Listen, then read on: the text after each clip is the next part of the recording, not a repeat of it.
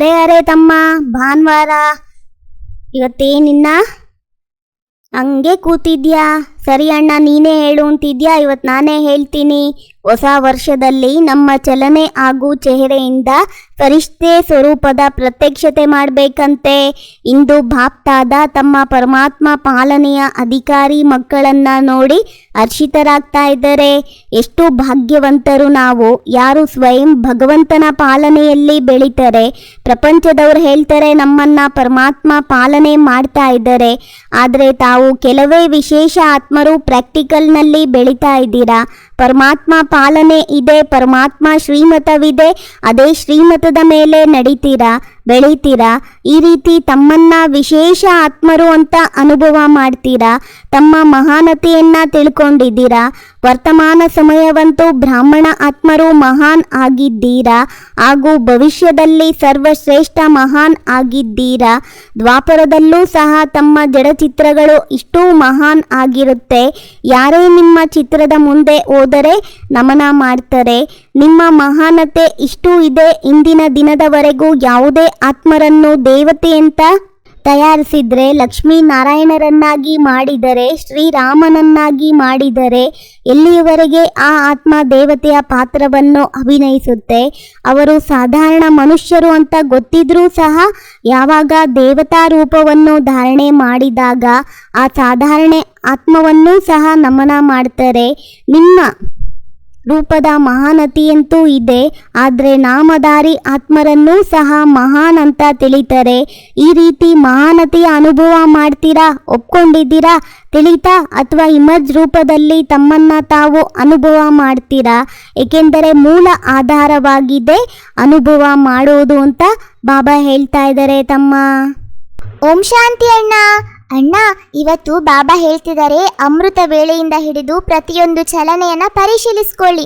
ನಮ್ಮ ದೃಷ್ಟಿ ಅಲೌಕಿಕವಾಗಿದೆಯೇ? ಚಹರೆ ಪೋಸ್ ಸದಾ ಹರ್ಷಿತವಾಗಿದೆಯೇ? ಏಕರಸ ಅಲೌಕಿಕವಾಗಿದೆಯೇ? ಅಥವಾ ಸಮಯ ಪ್ರತಿ ಸಮಯ ಬದಲಾಗುತ್ತಾ ಇರುತ್ತದೆಯೇ? ಕೇವಲ ಯೋಗದಲ್ಲಿ ಕುಳಿತು ಸಮಯ ಅಥವಾ ಯಾವುದಾದರೂ ವಿಶೇಷ ಸೇವೆಯ ಸಮಯ ಅಲೌಕಿಕ ಸ್ಮೃತಿ ಹಾಗೂ ವೃತ್ತಿ ಇರುತ್ತದೆಯೇ? ಅಥವಾ ಸಾಧಾರಣ ಕಾರ್ಯ ಮಾಡುತ್ತಾ ಸಹ ಚಹರೆ ಹಾಗೂ ಚಲನೆ ವಿಶೇಷವಾಗಿರುತ್ತದೆಯೇ? ಯಾರೇ ನಿಮ್ಮನ್ನು ನೋಡಿದರೆ ಕೆಲಸ ಕಾರ್ಯದಲ್ಲಿ ವ್ಯಸ್ತರಾಗಿದ್ದರೂ, ಯಾವುದೇ ಏರುಪೇರಿನ ಮಾತಿನಲ್ಲಿ ಇದ್ದರೂ ಸಹ ತಮ್ಮನ್ನು ಅಲೌಕಿಕ ಎಂದುಕೊಳ್ಳುತ್ತಾರೆಯೇ? ಚೆಕ್ ಮಾಡಿ. ಮಾತು, ಚಲನೆ, ಚಹರೆ ಸಾಧಾರಣ ಕಾರ್ಯದಲ್ಲಿಯೂ ಸಹ ಭಿನ್ನ ಹಾಗೂ ಪ್ರಿಯ ಅನುಭವವಾಗುತ್ತದೆಯೇ? ಯಾವುದೇ ಸಮಯ ಇದ್ದಕ್ಕಿದ್ದಂತೆ ಯಾವುದೇ ಆತ್ಮ ನಿಮ್ಮ ಸಮ್ಮುಖದಲ್ಲಿ ಬಂದು ಬಿಟ್ಟರೆ ನಿಮ್ಮ ಪ್ರಕಂಪನಗಳಿಂದ, ಚಲನೆ, ಮಾತಿನಿಂದ ಇವರು ಅಲೌಕಿಕ ಫರಿಷ್ಠೆಗಳಾಗಿದ್ದಾರೆ ಎಂದು ತಿಳಿಯುತ್ತಾರೆಯೇ?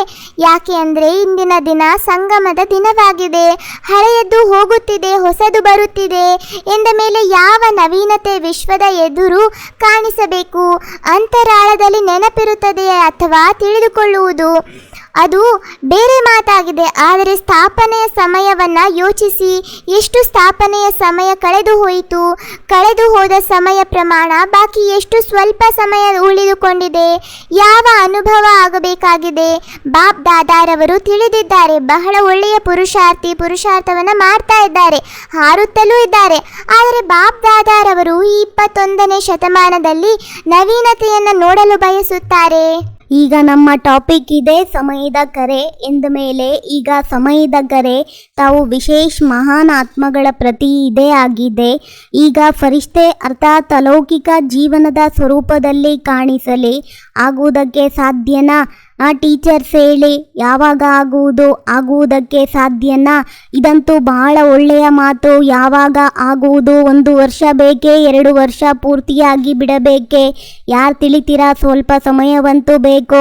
ಹೋಗ್ಲಿ, 1 ವರ್ಷವಲ್ಲ, 6 ತಿಂಗಳು, 6 ತಿಂಗಳಲ್ಲ, 3 ತಿಂಗಳು ಬೇಕೇ? ಇದರಲ್ಲಿ ಕೈ ಎತ್ತುತ್ತಿಲ್ಲ. ನಿಮ್ಮ ಸ್ಲೋಗನ್ ಏನು ನೆನಪಿದೆಯೇ? ಈಗಿಲ್ಲದಿದ್ದರೆ ಮತ್ತಿನ್ನೆಂದಿಗೂ ಇಲ್ಲ. ಈ ಸ್ಲೋಗನ್ ಯಾರ್ದು? ಬ್ರಾಹ್ಮಣರದೋ ಅಥವಾ ದೇವತೆಗಳದೋ? ಬ್ರಾಹ್ಮಣರದ್ದಾಗಿದೆ ಅಲ್ವಾ. ಈ ಹೊಸ ಶತಮಾನದಲ್ಲಿ ಬಾಪ್ ದಾದಾರವರು ಇದನ್ನೇ ನೋಡುವುದಕ್ಕೆ ಬಯಸ್ತಾರೆ. ಏನೇ ಆಗಲಿ, ಆದರೆ ಅಲೌಕಿಕತೆ ಹೋಗ್ದಲೇ ಇರಲಿ. ಇದಕ್ಕಾಗಿ ಕೇವಲ 4 ಶಬ್ದಗಳ ಗಮನ ಇಡಬೇಕು.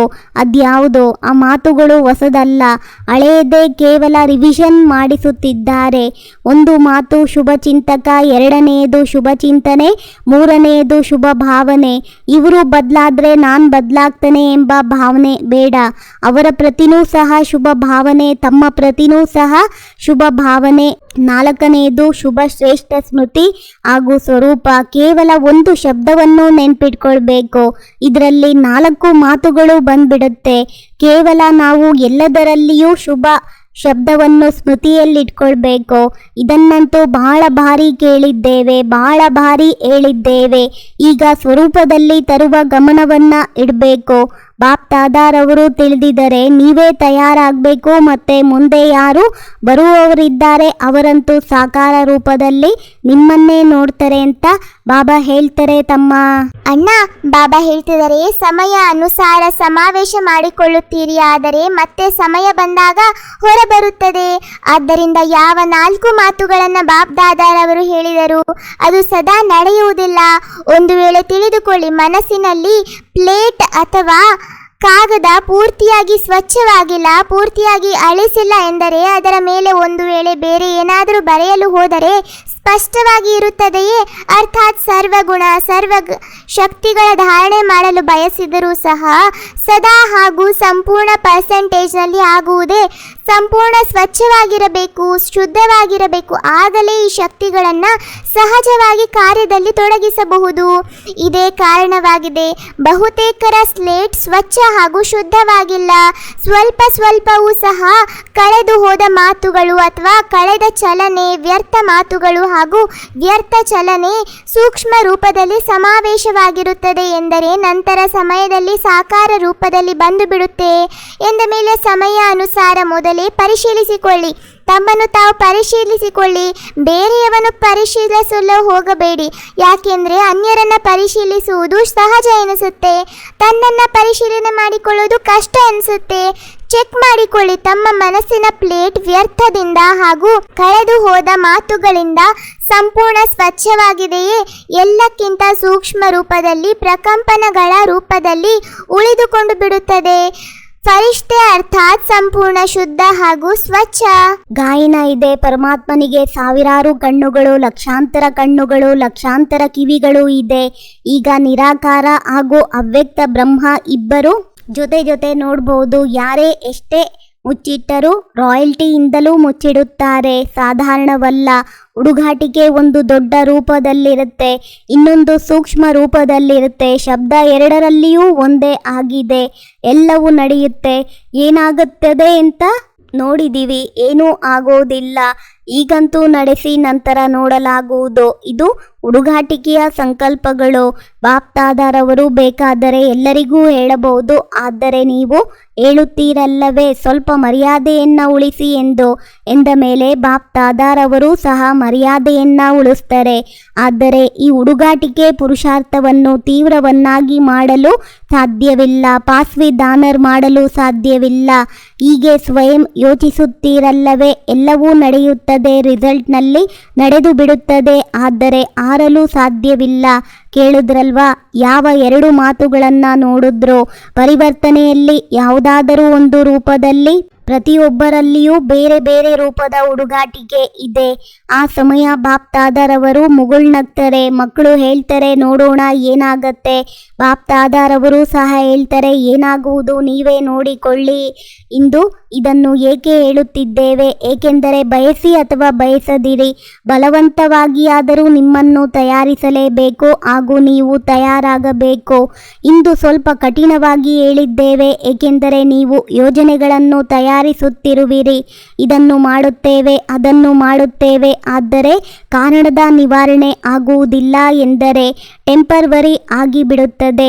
ನಂತರ ಯಾವುದೇ ಮಾತು ಬಂದು ಬಿಟ್ಟರೆ ಹೇಳುತ್ತೀರಿ, ಮಾತೇ ಈ ರೀತಿ ಇತ್ತು ಅಲ್ವೇ, ಕಾರಣವೇ ಈ ರೀತಿ ಇತ್ತು, ನನ್ನ ಲೆಕ್ಕಾಚಾರವೇ ಈ ರೀತಿ ಇದೆ, ಆದ್ದರಿಂದ ತಯಾರಾಗಲೇಬೇಕು. ಒಪ್ಪಿಗೆ ಇದೆ ಅಲ್ವೇ? ಶಿಕ್ಷಕಿಯರಿಗೆ ಒಪ್ಪಿಗೆ ಇದೆಯೇ? ವಿದೇಶಿಯರೇ ಒಪ್ಪಿಗೆ ಇದೆಯೇ? ಬಾಪ್ತಾದ ಹೇಳ್ತಾರೆ ಆಗಲೇಬೇಕು. ನಂತರ ಹೊಸ ಶತಮಾನದಲ್ಲಿ ಆಗಿಬಿಟ್ಟೆವು ಅಂತ ತಿಳಿತೀರಾ ಅಂತ ಬಾಬಾ ಹೇಳ್ತಿದ್ದಾರೆ ತಮ್ಮ. ಅಣ್ಣ, ಬಾಬಾ ನಮ್ಮೆಲ್ಲರಿಗೂ ವರದಾನ ಕೊಡ್ತಿದ್ದಾರೆ. ಸ್ವಯಂನ ಚಕ್ರವನ್ನ ತಿಳಿದು ಜ್ಞಾನಿ ಆತ್ಮರಾಗುವ ಪ್ರಭುವಿನ ಪ್ರಿಯ ಭವ. ಈ ಸೃಷ್ಟಿ ಚಕ್ರದಲ್ಲಿ ಆತ್ಮದ ಏನೇನು ಪಾತ್ರವಿದೆ ಅದನ್ನ ತಿಳಿದು, ಅರ್ಥಾತ್ ಸ್ವದರ್ಶನ ಚಕ್ರಧಾರಿ ಆಗುವುದು. ಇಡೀ ಚಕ್ರದ ಜ್ಞಾನವನ್ನ ಬುದ್ಧಿಯಲ್ಲಿಟ್ಟುಕೊಂಡು ಯಥಾರ್ಥ ರೀತಿಯಲ್ಲಿ ಧಾರಣೆ ಮಾಡುವುದೇ ಸ್ವದರ್ಶನ ಚಕ್ರವನ್ನ ತಿರುಗಿಸುವುದಾಗಿದೆ. ಸ್ವಯಂನ ಚಕ್ರವನ್ನ ತಿಳಿಯುವುದು ಅರ್ಥಾತ್ ಜ್ಞಾನಿ ಆತ್ಮರಾಗುವುದು. ಇಂತಹ ಜ್ಞಾನಿ ಆತ್ಮನೇ ಪ್ರಭುವಿನ ಪ್ರಿಯರಾಗಿದ್ದಾರೆ. ಅವರ ಮುಂದೆ ಮಾಯೆಯು ನಿಲ್ಲಲು ಸಾಧ್ಯವಿಲ್ಲ. ಈ ಸ್ವದರ್ಶನ ಚಕ್ರವೇ ಭವಿಷ್ಯದಲ್ಲಿ ಚಕ್ರವರ್ತಿ ರಾಜರನ್ನಾಗಿ ಮಾಡಿಬಿಡುತ್ತೆ. ಅಣ್ಣ, ಇಂದಿನ ಸ್ಲೋಗನ್ ಆಗಿದೆ, ಪ್ರತಿಯೊಂದು ಮಗುವು ತಂದೆಯ ಸಮಾನ ಪ್ರತ್ಯಕ್ಷ ಪ್ರಮಾಣವಾದರೆ ಪ್ರಜೆಗಳು ಬಹಳ ಬೇಗನೆ ತಯಾರಾಗುತ್ತಾರೆ. ನಿಮ್ಮೆಲ್ಲರಿಗೂ ಈ ಅಣ್ಣ ತಮ್ಮನ ಮುರುಳಿಯ ಕಾನ್ವರ್ಸೇಷನ್ ಇಷ್ಟ ಆಗಿದ್ರೆ ಲೈಕ್ ಮಾಡಿ, ಶೇರ್ ಮಾಡಿ ಹಾಗೂ ಈ ಚಾನಲನ್ನು ಸಬ್ಸ್ಕ್ರೈಬ್ ಆಗೋದನ್ನು ಮರಿಬೇಡಿ. ಓಂ ಶಾಂತಿ.